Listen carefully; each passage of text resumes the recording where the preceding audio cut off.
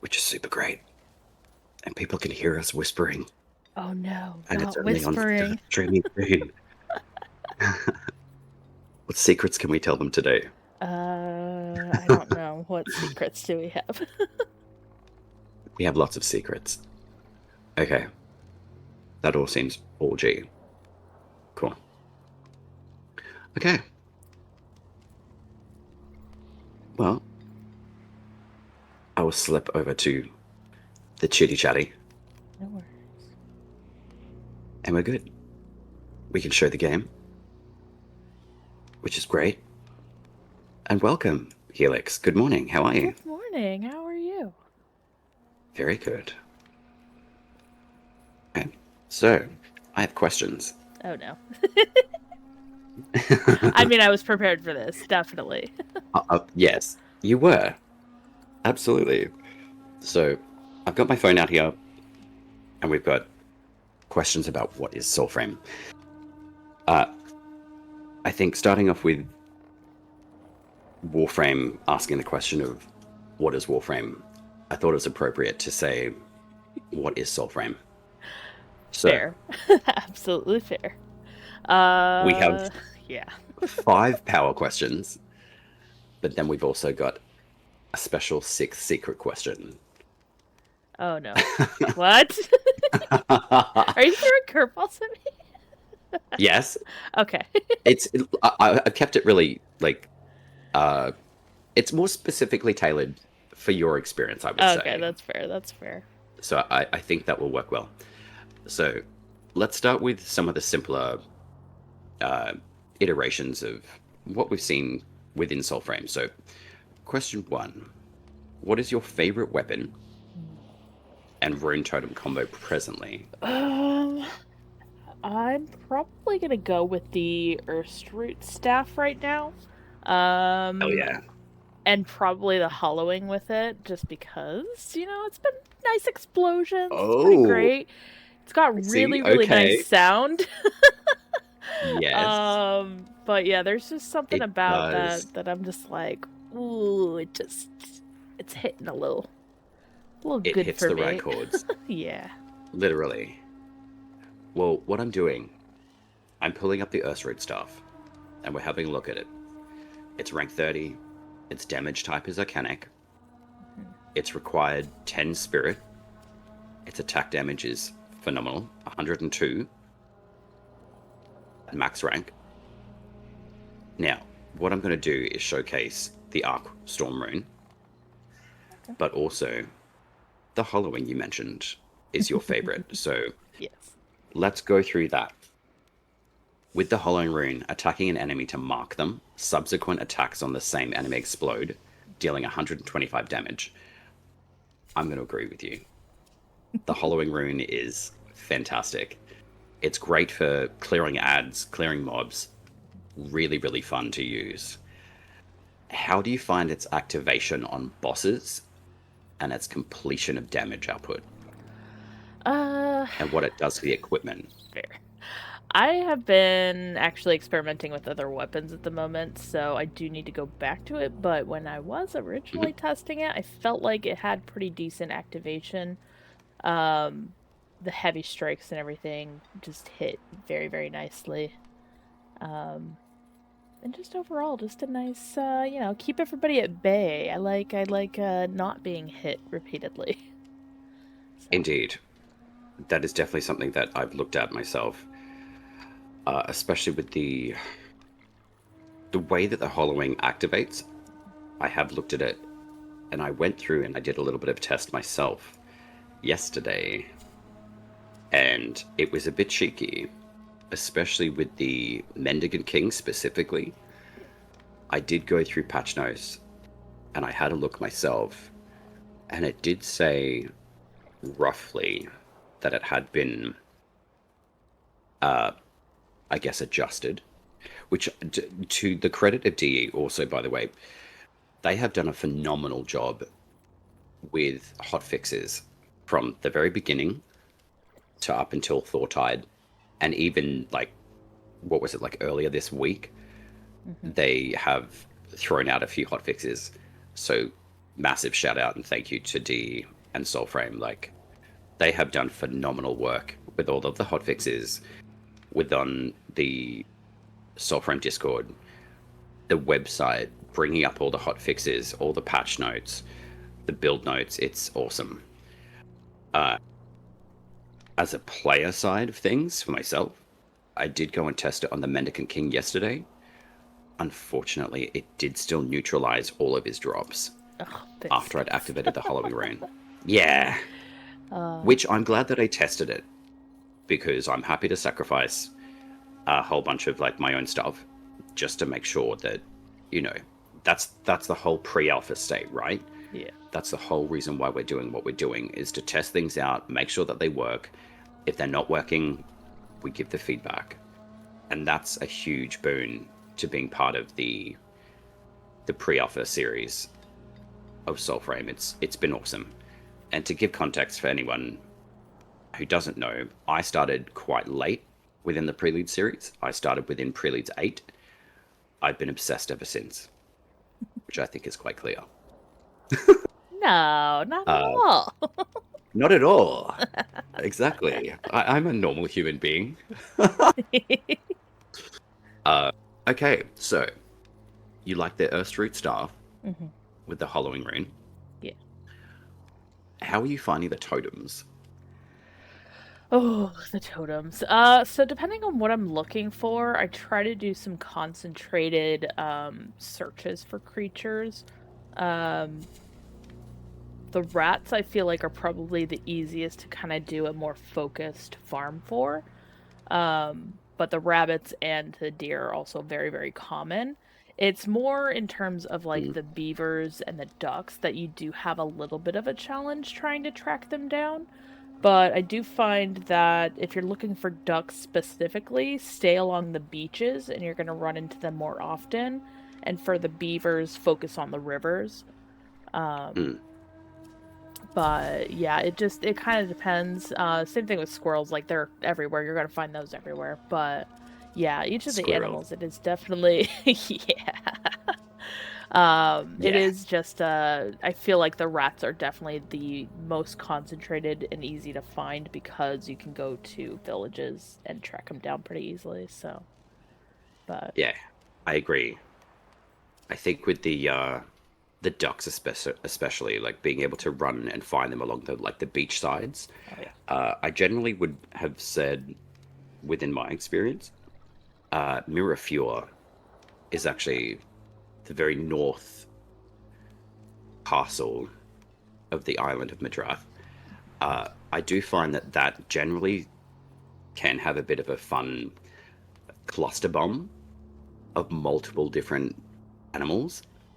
Yeah. You get like 3 squirrels, 2 rabbits, a beaver, and they all just run away from you. And it's like, which one do I choose? It's literally Take like, let's your go. pick. Yeah, definitely. So it's kind of like a potluck mix of, hang on a minute, which one do I want? Fair. Ducks are definitely extremely useful. Specifically, like honing into, say, like magic weapons as an example. Buoyant is very good. At max, it's 19 magic armor. Very, very useful. The squirrel, the spirited, full of life, the max rank gold totem is very good.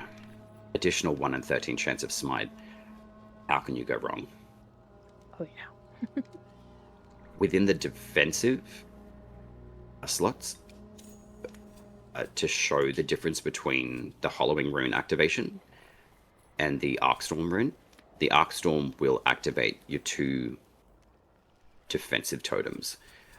Choice of mine is generally the duck, the buoyant, with the 19 magic armor defense, but also the blighted rat, the green totem at 10 physical armor. I find that these 2 work immeasurably well, specifically with a different pact, and we can probably touch on that just briefly, is Bromius. I find having 2 magic weapons attached, a primary and secondary, to an envoy, with these 2 totems specifically, give you a very, very strong armor rating overall. Um, Within the utility slot, always I maintain the additional 1 and 13 smite. It's very, very good. Uh, with the attack slots for the magic weapons, I generally will keep the spirited 15% attack speed, which is really, really nice. Yes. I Speed for find the setup everything. works All very, very weapons. well. Oh, yeah, for sure. Yeah. It's interesting to see how Bromius works very well with magic weapons attached to them. It's not like you can run things however you like with Soulframe, which is the really big benefit, I think, as well. So, with your totem setups, what would you say that your like favorites are essentially, or um, most used, I guess, with the Earth Street? so I usually do physical armor. I actually tend to Hmm. counterbalance my magic with my physical stuff. So Hmm. usually because I'm keeping some distance, I want to keep up some physical armor because I'm focused more on magic. And then I usually use the proud for the defense stat against stagger. Um, Ah, just okay. Yep. because I do know that I have a tendency to get, knocked over a bit. Yes. Um, Yeah. but I do definitely agree with the buoyant and the spirited for sure for the utility Yeah. and attack. Just because, you like I said, you really can't go wrong with the attack speed, and Yeah. having that fully charged cast for smites increase is definitely very very Ooh, useful. So, that one is a very good one. hmm And that one's in the utility slot. So let's see if we can pull that one. So that one is the. Where are we? Is that one another one of the squirrels? the buoyant that one should be under the ducks. Gotcha. Fully charged casts have an additional 1 and 6 smite. Yeah. Awesome. And then with your attack speed, the spirited totem, what was the other one that you used for the attack slot for the hollowing and the earth root? Sorry, I had the Archstorm added in there. For Ah, got you. the hollowing specifically, I also increased the stagger because from what I've been finding is that the stagger has been helping with getting more smite pulls, and I don't know if that's just RNG, if I just happen to notice that, or what's going on with that. Or if there's any sort of connection, but that is something that I have been noticing is that when I do that, it does have that. It does a But little bit more smite. Yeah. yeah, just a little bit. Okay. But I do also Hmm. find that the buoyant on that as well does help with like if I want to kind of if I'm finding that I'm like higher level enemies, I'm not doing as much damage, Hmm. I will swap that out for the buoyant just so that I have that slowdown Yeah. against the enemies. So I like that. I haven't actually used the buoyant too much uh, with the fully charged cast, but I probably should. And I can see why you would use it though on the Earth Street as well, because it's got such the very high arc um, output of say like when you fully charge the attack, you get that really large arc, mhm, just like the Wraith of the Wastes or the Wazard when he's using the stuff against you. So I can definitely see the benefit to using that big time. mhm. The defense against Stagger, I absolutely agree with. I think that can work extremely well against mobs, bosses as well. Defense against Stagger, I find presently has been very good, and I actually have been using that a lot more myself. So I definitely agree on all of the choices that you've made, but also like swapping between like the pulse mites can be useful. I say like the Deer, the Proud, and the utility slot giving 35 heal on pulse mite. I think could be very useful. The pulse mite dealing stagger of 250, 12 meters around a target. The green rat, the blighted, I find can be very useful. Specifically more again for like groups of enemies, because we are seeing a lot of enemies uh, being more and more implemented into group settings around the map, which is really nice. it's definitely letting us get a little bit more like down and dirty. Don't you agree? Like, Mm-hmm. it's really fun. I'm really enjoying that. Uh, Increase smite duration by 6 seconds by the Forager Rat, the green totem in the utility slot is very useful, I think, as well. The smite or being smitten, which I'm also extremely pleased to see in the game. In the Right. combat arts, I have to show it. I have to. Like, I'm literally smitten as a kitten when I saw this come into the game. I don't know how they got it in, but it is super sneaky, and I'm super like, thank you, D. This is great. Smitten increase chance of smite. I have that maxed out in everything that I possibly can. Uh, I'm so wrapped with that.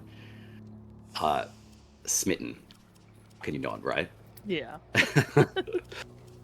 uh, I think, like, are there any other like choices I would say, like totem wise, that you prefer? Like, let's touch base on, say, like secondary weapons as an example. Like, which one of the choices would you say that you generally would say that you like most?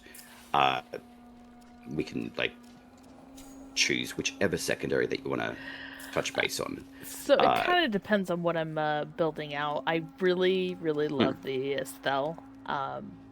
I've Oh been my liking god, it yeah, so much. yeah. I think more, even more so than like I do enjoy the fly blades.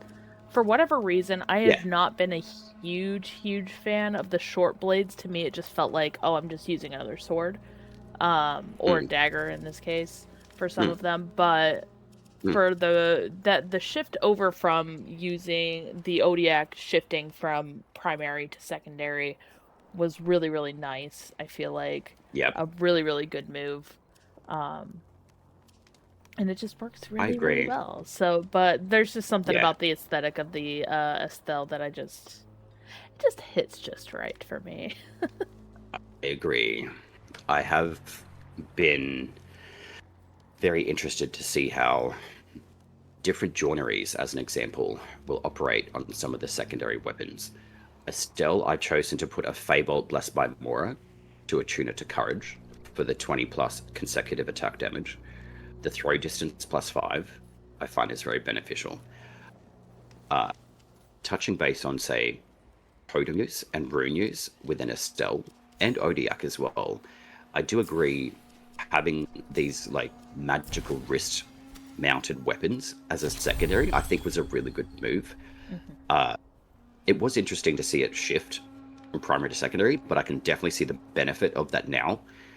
Initially, I looked at it, I thought, oh, that's interesting.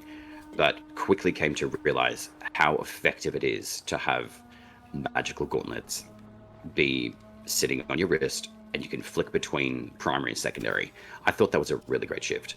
Hmm. Uh, my totem choices on these guys is the Spirited plus 15% attack speed, the gold. I love this little squirrel. It is my favorite. The Spirited, the gold squirrel again, in the utility slot for additional 1 in 13 smite chance. I generally will choose that over the heavy attack that produces a uh, chance of smite. I give reasons for that because I don't really use a lot of charged casts. However, I do like to flick between the two, and the reason being is because I generally will use soft light attacks with the Estelle because I can get so many attack uh, hits off with the attack speed, but also just jumping into the combat arts within the magic school, uh, the grounded node, increased casting speed when standing still. I find that that is a hugely beneficial combat art to use.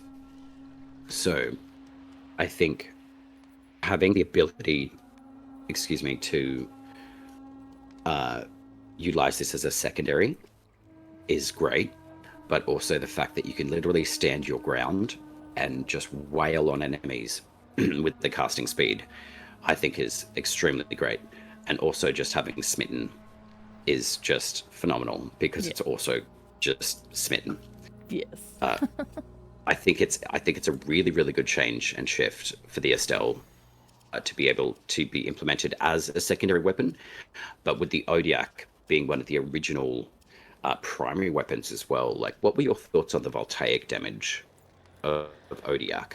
So I was kind of mixed about it. It reminded me a lot of the Ode Tempest, which not one of my favorite pacts, to be honest. I know that there were quite a Mm, few folks that were just like, um, hey, it's so overpowered. Like back in the day, before they right. nerfed it. But like it was Yeah. just that was just what they constantly used, and I was like, eh. And then they added Odiak, Mm, or they added the Odiak with that, and then it just became yep. the thing that everybody used, and it was just Yeah.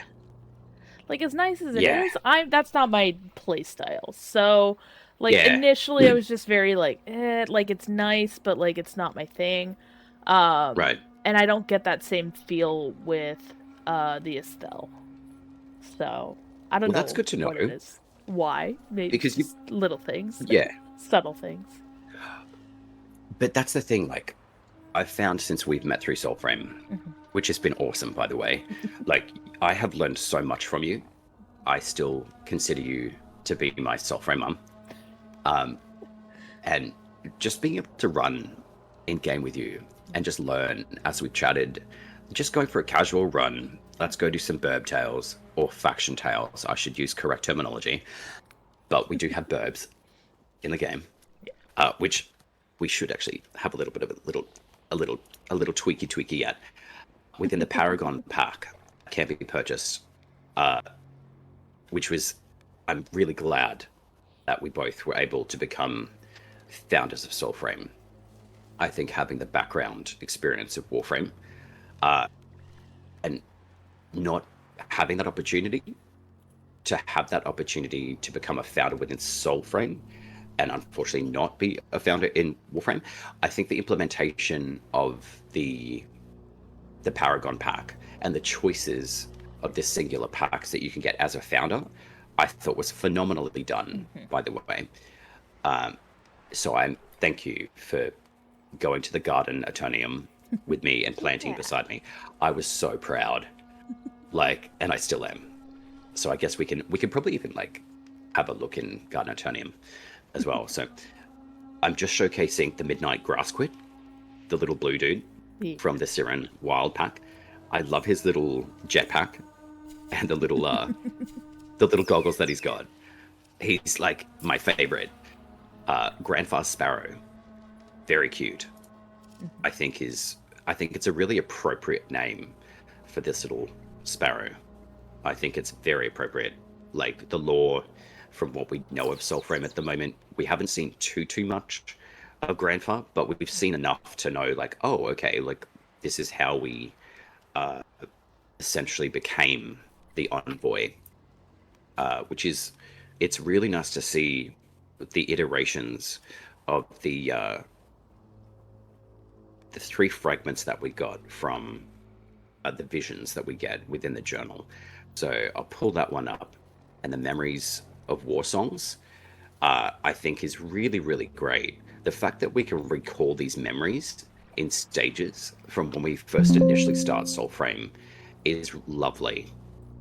Uh, I love being able to go back through these memories and see how, as a babe, an envoy, where we come from what we know of, Mhm. but also seeing Grandfather and just, it's your happy birthday.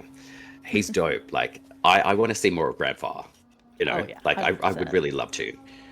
Uh, Oleg as well. Speaking of speaking Which we will in game be at the moment, definitely be getting absolutely. very Is there soon. anything that you can share on Mr. Oleg and his creepy baby? Creepy shoulder baby? Absolutely not. Yeah. No, Yeah. I wish I Damn had it. like secret Okay. knowledge of him. The Me too. fact is, like, I mean, when we first got in, he was literally the first ancestor that we were ever introduced Yeah. to. Yeah. He literally just appeared. Like, we didn't have the intro quest to him. We Oh, didn't have anything special. He was just right. like we would log into the game and he would start Just creepy talking to baby. us. Um, Oh, okay. so it was literally like, especially in those early days, like you were thrown straight into the Tormented Stag quest. I do call it the Tormented Stag quest. I Okay, know it's the Torment Stag. I call it Tormented to the day I die, okay? Um, that's fair. but yeah, so it's just like it's really cool to kind of see that like, originally he was just there all of a sudden and it Right. was just like, okay, random dude is talking to us. That's interesting. Yeah. To move into like, oh, he has a whole quest line that you now have to go Mm, and get his quill and everything and it's like, oh, mm. okay, like they're fleshing it out. It's really really cool to see. Yeah. So, shut up, Yeah. Gray. I see that. Yeah. Fill I it in for think Fred. I think having like the original look of, say, like me coming in at Preludes 8, Yeah. I think that was a good time for me to pop into the game because obviously there's been a lot of different iterations of the Prelude series so far. I mean, we're up to Preludes uh, 12 at the Yeah. moment with Soulframe. So coming from experience of, I think, the inception of Soulframe, if I'm not wrong, is you've probably got a lot of different perspectives on how the game was started. Like, let's have a look at Midrath map as an example. Mm-hmm. I recall having a conversation with you that the very starting area was the only area that you guys had access to originally in Soulframe. Is that Correct. correct? Yes, and you could still actually see Wow. some of the outline of it where some of the walls are. It's a little Yeah. bit darker in certain areas, and that's basically Right. showcasing all of the original area. We Yeah. were not able to go north of Salisbrim. We were not able to go south of Interesting. the College of Pensives. Yeah, like Right. it Wow. was pretty nice. So just pulled up Midrath on screen. So essentially, it basically encompassed like Silent Rose Enclave. Did you guys have access to the factions when we No. first started in Soulframe? There No. were Okay. no factions. The only I, individual that we had access to speak with initially was yeah. Diora, who would send us on little, like, what are now essentially faction quests. Um, Really? and they actually use Okay. these very, very tall towers to Yeah. kind of attract. It would flash a giant blue light, and we would see it and be like, "Oh, okay, there's one over there. Let's go trigger that." And she would just Right. kind of speak to us with transmissions. And then they introduced like Avocado was obviously there, but he didn't really do much until a little bit later. Mm. Then they added in his regatta, which was a very early Ah, okay. implementation, and Right. shifted over to him having his little avocado guts stuff. So, Drop. but Yeah. yeah, Speaking of his shop, though, seeing how I guess the materials have been implemented and changed, hmm uh, had a feeling the joineries would be added into his little avocado shop. hmm It is nice to see. I think is the 24-hour turnaround. I think for the shift in his shop yeah, it is for the really joineries. I it's think. nice to see the change. I still think he's a Hmm. scammer. I don't think it's worth paying him. Yeah, That's just me. But I do I've think it worked is hard a for my nice materials. shift, Thank you. right? I'm not paying anybody. Those are Yeah. my Drax. You don't get them. Oh yeah. But no, it is Yeah. nice to see that they are shifting that around a bit, trying to find ways to give players a way to sink some of those funds who are, Right. crazy like me and, hoard all of the Drax in the world that they have and, can buy him Yeah. outright and then some. Yeah. um but again, it's a very early iteration, but it's still really nice to see that they are still thinking about those things and finding the things that like what are players looking for, what are players trying to Mm, get and things like that. mm. So, yeah. I would probably say in reference, just say the accounts and like our miscellaneous items as an example, like going to the inventory, like even since Preludes 8, I have got an absolute ton of materials. Yep. The key as an example, 250. The crypt keys, 591. Uh, I believe the Cicade event was Prelude 9, if I'm not mistaken. That was a really cool event. I really Yes. enjoyed the fact that we got the Cicade armor, which I'll actually pull up just in the inventory as well. The Cicade's Gut Guard, the 3-star chest piece, Mm-hmm. the Cicade's Helm of Deceit, 3-star, and the Cicade's Greaves. I think having a fully crafted armor set like this for a relatively new envoy, I thought was a really, really nice gift, especially for that event, which is still currently within the preludes, Mm-hmm. which is nice. So if anyone is a newer envoy, this is actually a really good armor set to Yes. work towards. Uh, that being said, though, touching base on, say, how the game is implemented, the direction of ancestral acquiring within the game, what was your experience of just expanding on the Torment Stag or Tormented Stag? I agree with that name, by the way. I felt tormented. Right? I think he was tormented. We were Yeah, tormented by him. I think everyone was Um, tormented. I I mean, think the fact that Garen Rude is yeah, called Garen Rude and that it's he headbutts you, rude, that was rude. extremely rude. Yeah, So it no, was well done. it is great. It's very interesting for sure. He like the whole quest, like not too much has changed overall for it. But it has made some changes, which is really cool to see because very early on we had things like I said, Orlick was, just kind of there and kind of guided us through and all the things. Hi, Boblet. um, things like that. So it is kind of Hmm. weird to kind of see like subtle changes. I think the biggest things that I have seen are actually auditory, um, Yeah. because I'm a huge I love sounds. I love music. Things like that. Yes. And one of the things that I immediately noticed, and one of the very first things that we actually pushed back as a community on, was the fact that they made some changes to Orlick during that quest pretty early on. Yes. And there was I remember immediate this. pushback from the community Yep. going, "Whoa, what did you do with his voice? It sounds Right. weird. We liked him when he Yep. was kooky, crazy, old guy. Yep. Can we go back to Yep. that?" And the team was Yep. like, "Yep, okay, we hear you. We're gonna." So they Right. did kind of change, like Yep. make those changes. I hear it now with the stuff that they made changes in terms of Fenjatar, which again, not my favorite person in the world. But I it's remember. still very weird to me because that like when you first absorb his soul, which they will be Mm. changing by the way. I think DE Steve did confirm that in his personal stream. Oh, Um because it's outdated. If you look at some of the yeah. old streams that the Soulframe team had, they showcased that there were supposed to be multiple different spirits that we could interact with. And we don't have that right Mm. now. No. And we actually never had that. We only ever had Mm. Fenjatar. So Yeah. obviously things were changing there. Um, and then like with his voice, it just does not sound as powerful when you absorb him. And then when you absorb Hmm. him right now, it's showcasing a rune. So it's like showcasing this is what a rune can do.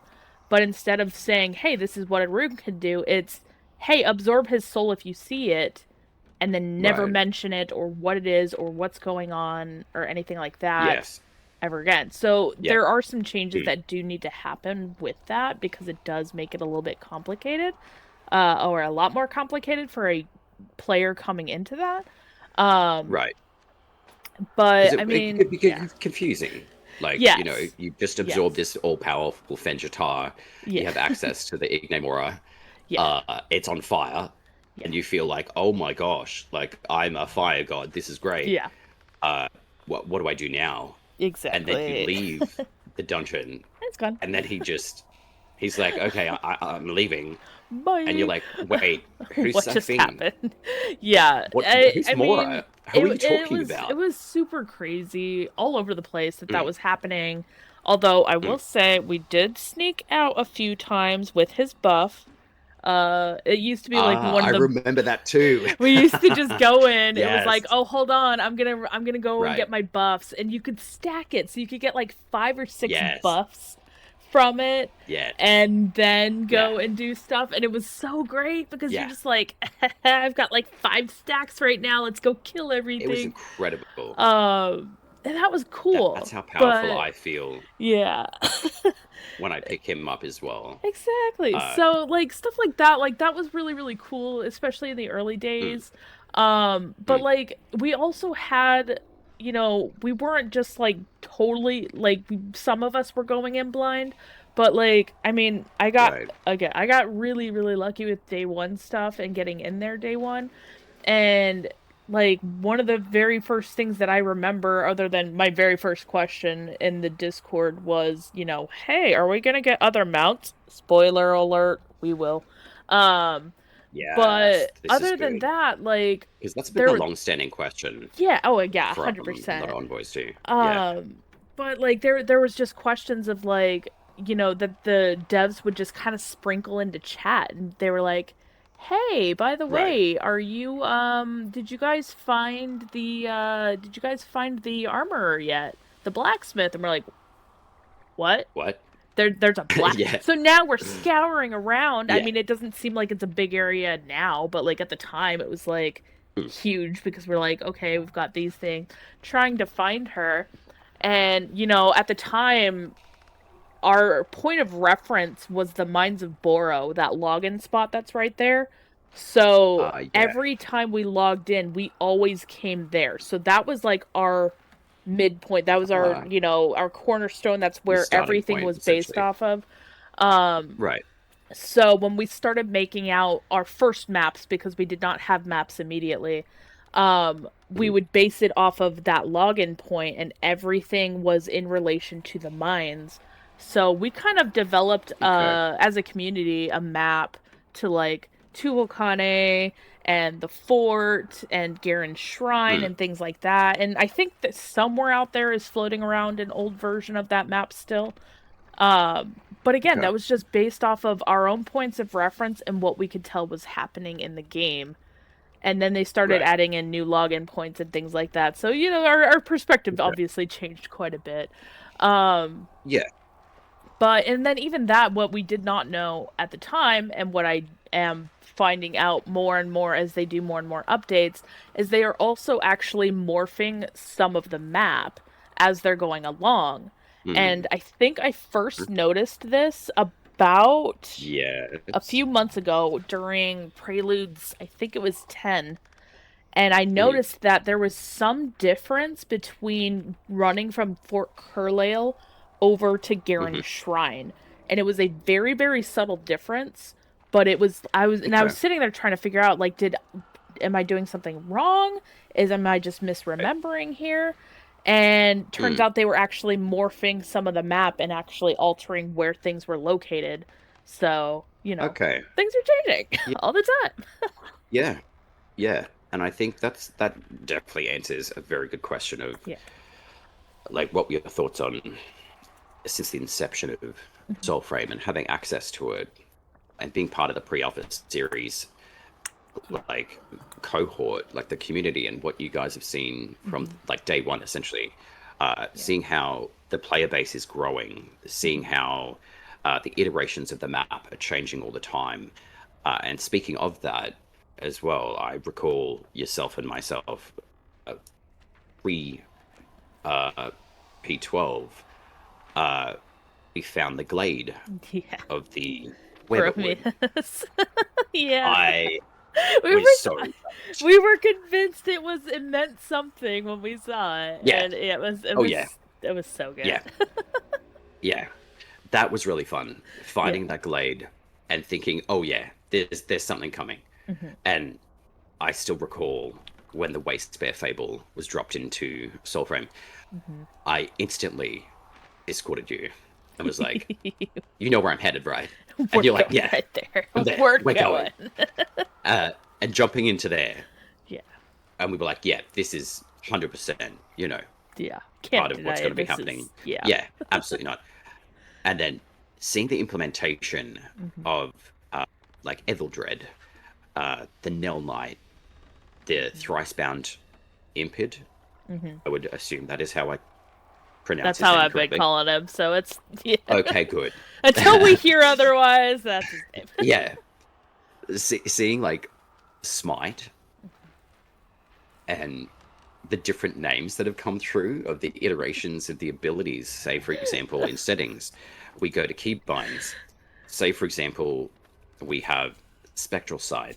Mm-hmm. I'm sure that you've seen more implementation of different names or Yeah. versions of what this particular mechanic in game is called. I still tend to call it like Spectral Side, but Mm-hmm. also like Soul Side. Yeah. To me, like the Soul Side makes sense. Uh, Specifically, more so for say the like the moats, the little golden orb memories that we get to Mm-hmm. initially go around Madrath. You find the points of interest on the map, and you walk up to these little gold orbs. They look beautiful and shiny, like hanging out at Kurla, for example, or even like closer would be, say, Hughes, Mm-hmm. the little town that is just north of our very starting location. Finding these little gold orbs and thinking, like, what are they?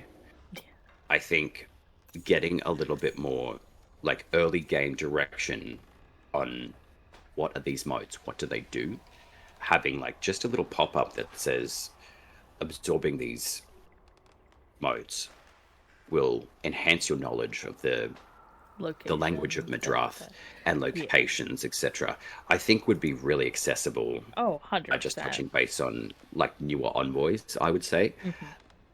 Inherently, that is part of the exploration. Again, like I'm sure we dove into Soulframe in different points, obviously, but I felt like a duck to water iteration of the duck totems in the game now, which I was really impressed to see the devs at Soulframe and the team just be like, you know what? The community's asking for ducks. We'll give them ducks. We were promised And ducks yeah, as far back as yes. Preludes 4. Like, I wanted Oh, ducks. okay. Oh, yeah. I mean, the ducks are super cute. I mean, being able to go and let these guys loose, I name pretty much every single duck that I find. Mm-hmm. Derek the duck, Yeah. Darren the duck, Deborah, Dylan. I like naming all of the animals that I save. Uh, I love the totem system, Yeah. but I also love the fact that we got ducks. And the fact that we are getting mounts in the game, Mm-hmm. I think is going to be great. Oh, yeah. I think the 100%. iteration of the Webbit seeds that Mm-hmm. we currently have in fast travel, I think is fantastic. It is a point to mention for everyone watching is that these Webbit seeds will only become accessible once you have completed your Fable storylines as well. So do keep that in mind. Some of the most accessible tools that we have in Soulframe, and obviously Helix, I would love to get your feedback on some of the tools that we have in game, such as the journal, is keeping an eye on the fables, but also what transpires in your journal is very, very good for direction of where to go in the game and Oh, where to find things, give me which is the just very a top second. tab. Sorry. Phone call. Oh, someone's calling? I love that. That is a-okay. As far as with the journal itself, we do have new panels within the journal. So we've got our sparrow tails, we've got the sieges that are active. So once you click on the journal icon, it will take you over to Fort Connell or Curler. Generally, at the moment, these are a new iteration of tools that we have in the game. I don't know if they are fully accessible when you first start Soulframe, but they are very useful. Also, Sorry about that. being able to select, that's okay. I'm just going through a little mini explanation of the journal and the new icons that we have in the journal Helix. So we've got the sparrow tail icon, we've got the siege icon. So when we click on those, it takes us to one of the sieges, either Curl or Kernhold. Also, we've got the dungeon icon within the top journal tab. So it takes us to a dungeon. It looks like it's random at the moment of what it selects, but I love this iteration of the journal. I do love the fact that when we do have an active fable within the journal tab, it does show through here. And also the compass in settings. It is something that I would love to mention. Yes. I'm sure that Steve and the team are extremely proud of themselves, as they should be, because having access and accessibility for the compass always visible, I think makes this game of the year. 100%. I know we have been asking for It literally does. compasses literally since the beginning. Like, since they implemented the compass in the first place, they were like, can we get a static compass? So I know that the team is probably sick of hearing that, and now they don't have to be because it's there. But yeah, the desire was there for so long. Indeed. But yeah. But also to that point, though, I think it is very good to recognize that when a request is made, the way that I've envisioned Soulframe, and don't get me wrong, I've got my particular ways of would loving to have something in the game. It being a pre-alpha state, things are tuned to change at any time. Whether that's a new update or a hotfix, things can change at the click of a button. Yeah. And that is something that I've had to grapple with as a player of the game. I'm going to be very honest on that. But I'm really glad over time I've seen the iterations of changes that have come through to the game and how quickly the team at DE and Soulframe have been implementing what they have. 100%. So the feedback is there. And that's half the fun, is giving feedback throughout the website and being able to give feedback on, say, crash reports or bugs in the game, which is also something I would like to ask about. What is one of your favorite in-game bugs that you've come across to date? The permanent bird flight was probably my favorite of all time. Oh, right. Being able to escape out and just fly around as the bird was just... I mean, we broke out of, like, not only were we breaking out of bounds, because how it happened was, like, we had to die in a dungeon and then exit as the bird to get it to, like, trigger.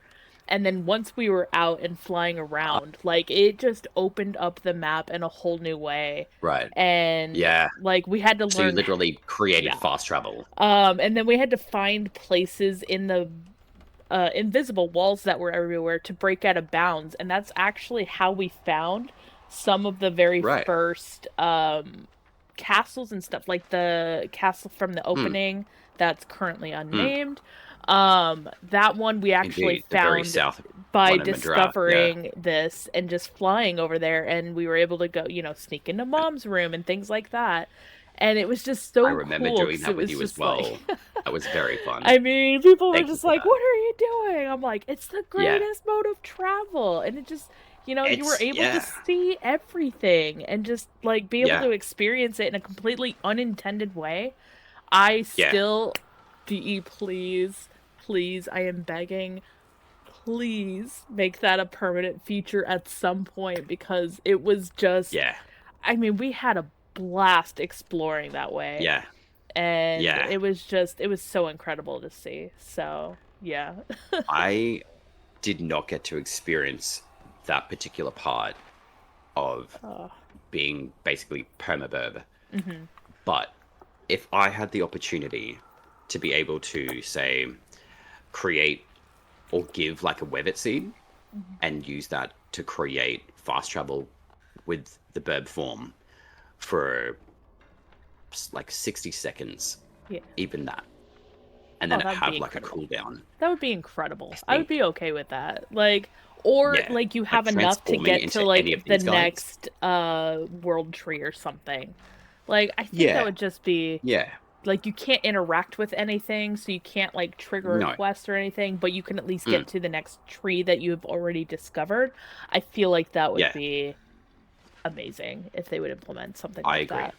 Yeah, I think fast travel as a sparrow. Hmm. I initially thought perhaps that will be something that we're able to do, Hmm. as in if we get down as an envoy and we turn into the sparrow, Yeah.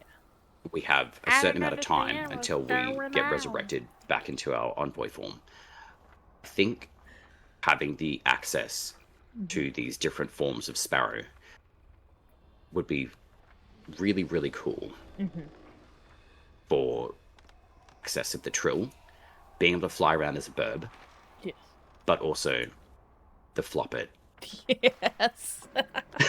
It would be so good just to Yeah, flop around over to the next tree. yeah, Don't mind me, I'm just gonna flop my absolutely. way. It would definitely Like, be pretty incredible. who doesn't want to be flap it or flop it? Oh yeah. A rat bird, a rat burb. Uh, I think that would be really fun. I think that, like most of what we've talked about within like this morning of like the weapon systems, the totems, I think it's been implemented very well. Uh, and I think like I like being able to touch base with your experience of Hmm. like pre-alpha, pre-series of P12. Yeah. I would probably say for some of say like the newer player base that are like welcomed into envoy ship, uh, becoming an envoy and seeing how players are finding the mapping out of the fables, Hmm. with the journal as an example, finding locations through Madrath. If you were to restart Soulframe, where would you begin?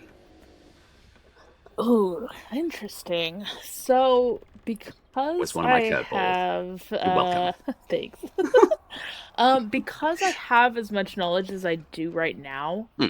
I would probably ignore the main quest and just go explore. Okay. Um, Yeah, I would agree. like because there's honestly so much to find just by doing that. And I know Yeah. some players have done that on accident, Hmm. Mm-hmm. where they have completely ignored the main quest and Right. have just been like, I don't know what's going on. I ran into this and now there's a bear and I'm like, how did you miss Right. Yeah. everything before that? Right. How But do I you mean, skip right to like that's one the of the big old cool bear? things about this though is that like there's no right or wrong way to play it. Like if you're enjoying Yeah. yourself, if you're exploring around and doing whatever, like you're playing it fine. You know, just don't be Yep. cheating and don't be exploiting, but like Right. otherwise, like yeah, you're just, Yeah. you know, if you're enjoying it Yeah. and doing whatever, you're fine. Yeah. As far as say, uh, I'm going to touch base on packs and virtues. That is definitely one of the things that I really wanted to touch base on, because we have seen so many differences within how the virtues and the packs interact Mhm. at the moment. I'm aware that the systems are going to be changed. I don't know exactly how, uh, but the virtue systems basing on courage, spirit, and grace. Grace essentially being the range of abilities, spirit being the duration or time frame of the abilities lasting, and then courage, the strength and damage output, not just for your weapons, but also your actual packed abilities. Uh, how would you describe how a pact and what it does, and weapons, and how those interact present with the virtue systems? Um, well, okay, dang. Now you're throwing all sorts of fun things at me. Biscuits. Okay. So pacts It's are only because I know how really much just knowledge you yeah, have. right. Pacts are essentially your character's kind of class or abilities. Is kind of basically how I would classify that to somebody who has never played Warframe. It's very easy to say, "Hey, yeah, it's your Warframe essentially. You change your pact, you change Yeah. your Warframe." But for Hmm. somebody who may have never ever played Warframe or Soulframe, your pact is essentially going to be your main three abilities that you use, and kind of more of like a class without being like a Hmm. class. And Yeah. so, like, and depending on which ones you're using, like, they all have different passes and things like that. So, like, Hmm. there's always going to be one that will match your preferred play style. Indeed. If you're min-maxer, they've got stuff for you. If, you like to be a little bit more Tedran. sneaky, yeah, exactly. If you like to be a Yeah. little bit more sneaky, Siren. like, Steeran's Yeah. got you covered. Um, Yeah. but yeah, it really just kind of depends on your gameplay style and everything. And then in terms of the Mm. virtues, um I know unintentionally they made everything like scale with uh courage, which was not the I know was Yeah. not the intention. And Yeah. as people do, um they learn from their mistakes, and the devs definitely saw that as a Yeah. mistake and are very Yeah. aware of it at this point. um Yeah. So, I don't know. When I personally put together a pact and I'm working on building out the abilities and stuff and the virtues for it, I kind of focus more on my weapons more so than the pact itself, unless they happen to Yep. complement each other. Um, Yeah. but there are also times where I will also kind of like, okay, I want this to last just a little bit longer, so maybe I'll add, a little bit more into spirit. Or if I want it to just have, just a little bit more range, okay, I'll put a little bit Mm. more into grace than what I would normally do. Um, Right. that being said, like I have been doing a build with like Siren, and everything is based in spirit. I'm sorry, did I just say Hmm. Siren? I'm sorry. A Shelda where everything is based in spirit, using spirit Hmm. weapons, and it's actually been working out really, really nice for my overall Yep. build. And I'm like, okay, like, this is fun. Okay. And I get that, like, more people tend to do that, but yeah, I do think, it's nice that the devs are acknowledging that they did make a mistake with that. I know during Mm. TennoCon this year, they had specifically mentioned that they wanted to add this kind of like manual thing where they allow Mm. you to kind of mix and match. And I do think that that is what DE Steve was referring to when he had mentioned that they are going to be looking at changing the virtues. Is that same thing that they kind of showcased a little bit during TennoCon, and just kind of having it to be um, more guided based off of your preferred play style than, oh, if you're this build you have to do this, oh, if you're wanting Right. to be a tank you have to do this. No, if you want to Yeah. be a tank but also some DPS, try these things. Or if you want Yeah. to be, that sneaky archer, like you're gonna have that opportunity. Or if you want to be a tanky Oh, archer yeah. for whatever reason, like Hmm. you're gonna be able to build a thing off of that. So I think that's what they want, is that more Yeah. versatility from players to have the option to be more uniquely themselves and their preferred play Mm. styles than any just Yeah. one thing because it's meta. So, Yeah.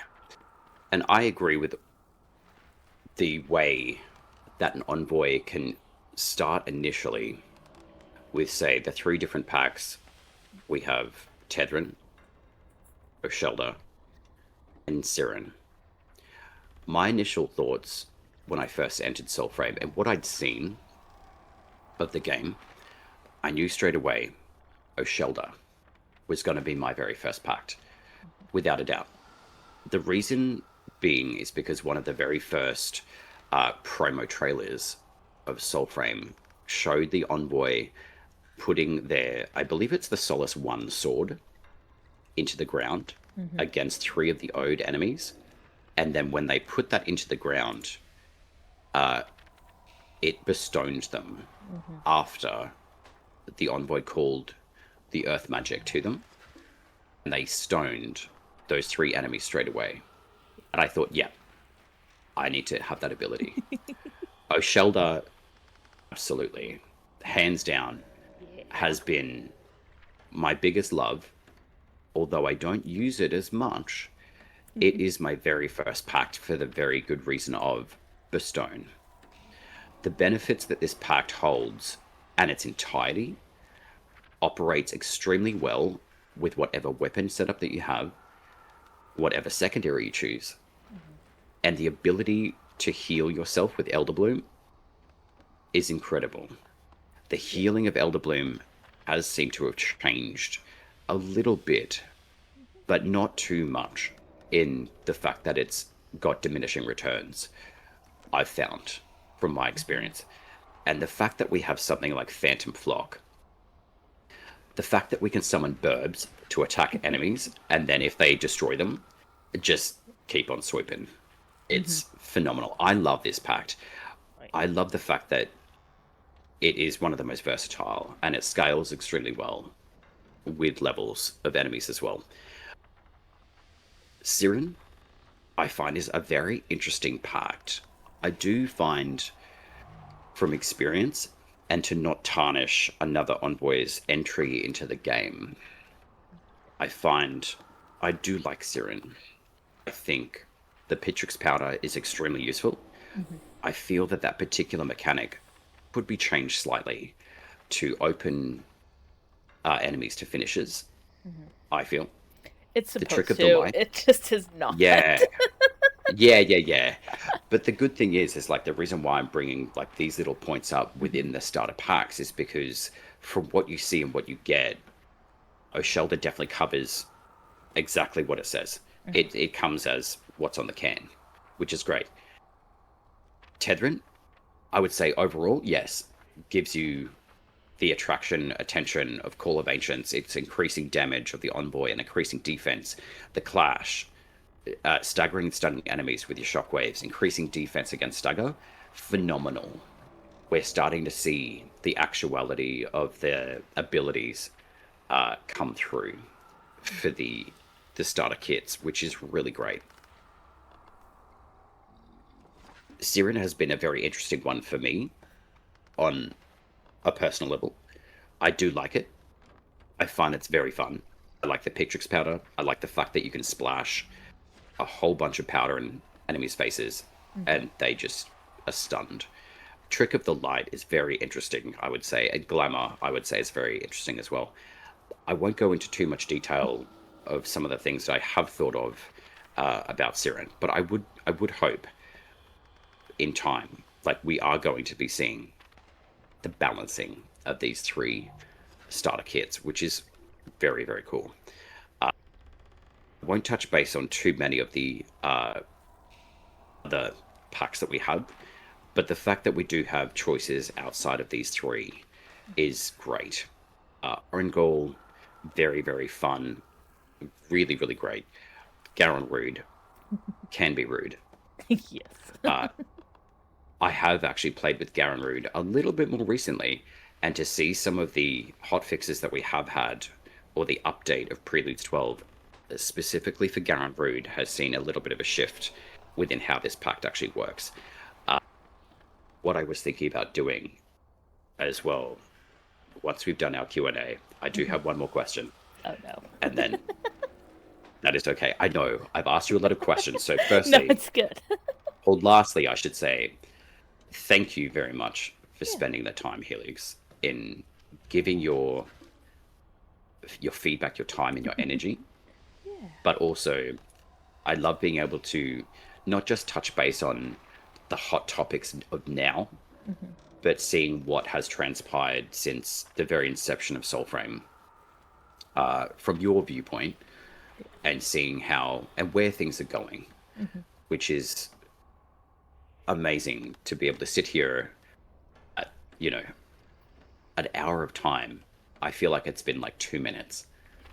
We covered so much, but I'm really hoping that we have time to jump in game together and showcase Yeah. some of the stuff that we can talk about too. Uh, Essentially, we have covered everything. However, Fashion. Okay. I was almost worried. What's your favorite choice of armor, Uh, but also your stats and why?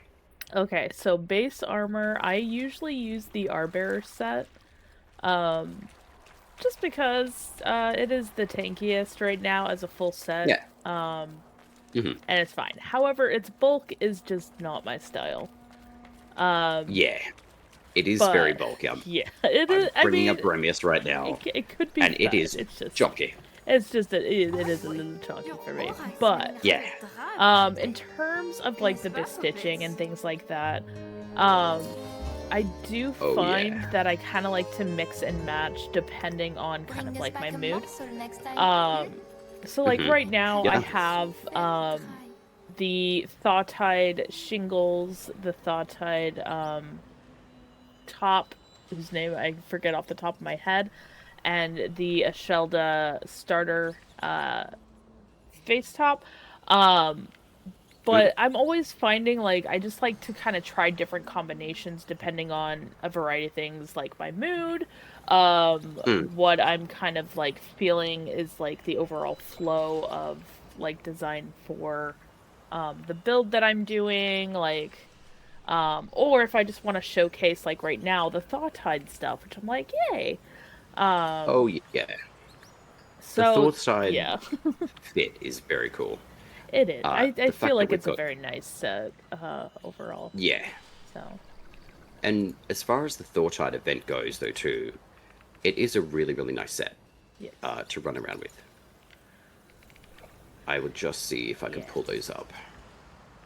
I No really worries. like this particular outfit myself. Mm-hmm. It works really really nicely. It's got a lot of detail.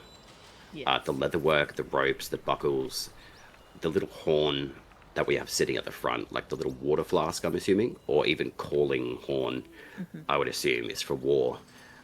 I would hope that that is actually what it is, because I'm very excited to see sieges in the Mm-hmm. game, but also